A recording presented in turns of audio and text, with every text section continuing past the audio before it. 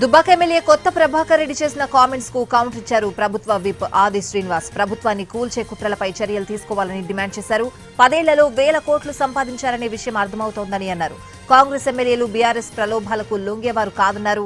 ప్రభుత్వ పనితీరు జీర్ణించుకోలేకనే బీఆర్ఎస్ వాళ్లు ఇలాంటివి చేస్తున్నారని చెప్పారు.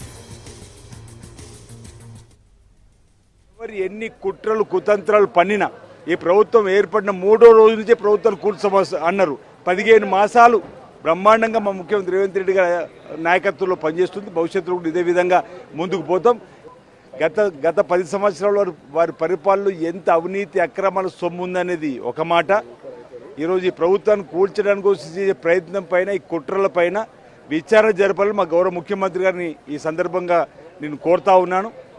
ఇలాంటి వారి ఆలోచనలకు ఎవరు కూడా మా ఎమ్మెల్యేలు ముందుకు రారన్న మాట సందర్భంగా తెలియస్తా ఉన్నారు. ఎవరు ఎన్ని కుట్రలు కుతంత్రాలు పన్నినా ఈ ప్రభుత్వం ఏర్పడిన 3వ రోజు నుంచే ప్రభుత్వాలు కూల్చమని అన్నారు. 15 మాసాలు బ్రహ్మాండంగా మా ముఖ్యమంత్రి రేవంత్ రెడ్డి గారి నాయకత్వంలో పనిచేస్తుంది. భవిష్యత్తులో కూడా ఇదే విధంగా ముందుకు పోతాం. గత 10 సంవత్సరాల వారి పరిపాలనలో ఎంత అవినీతి అక్రమాల సొమ్ము ఉందనేది ఒక మాట. ఈరోజు ఈ ప్రభుత్వాన్ని కూల్చడానికి చేసే ప్రయత్నం పైన ఈ కుట్రల పైన విచారణ జరపాలని మా గౌరవ ముఖ్యమంత్రి గారిని ఈ సందర్భంగా నేను కోరుతా ఉన్నాను. ఇలాంటి వారి ఆలోచనలకు ఎవరు కూడా మా ఎమ్మెల్యేలు ముందుకు రారన్న మాట సందర్భంగా తెలియస్తా ఉన్నారు. ఎవరు ఎన్ని కుట్రలు. దుబ్బాక ఎమ్మెల్యే కొత్త ప్రభాకర్ రెడ్డి చేసిన కామెంట్స్ కు కౌంటర్ ఇచ్చారు ప్రభుత్వ విప్ ఆది శ్రీనివాస్. ప్రభుత్వాన్ని కూల్చే కుట్రలపై చర్యలు తీసుకోవాలని డిమాండ్ చేశారాయన.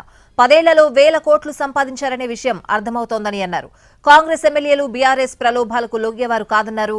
ప్రభుత్వ పనితీరు జీర్ణించుకోలేకనే బీఆర్ఎస్ వాళ్లు ఇలాంటివి చేస్తున్నారని చెప్పారు. ఈ సందర్భంగా నేను కోరుతా ఉన్నాను.